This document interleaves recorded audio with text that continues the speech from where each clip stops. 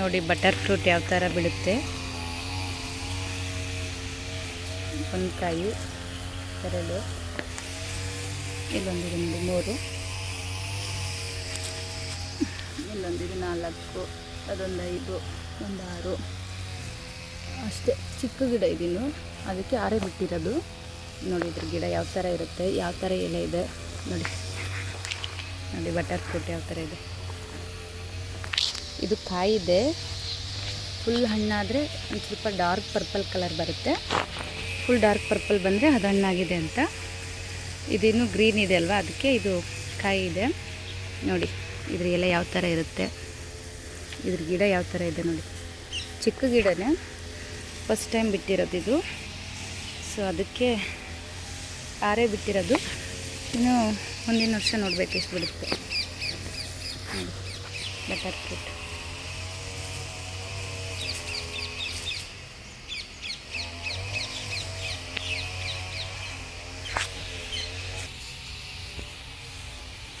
ನೋಡಿ ಇದು small size, ಇದು ಫುಲ್ ಇನ್ನೂ ದೊಡ್ಡದಾಗಿಲ್ಲ, ಆಗುತ್ತೆ.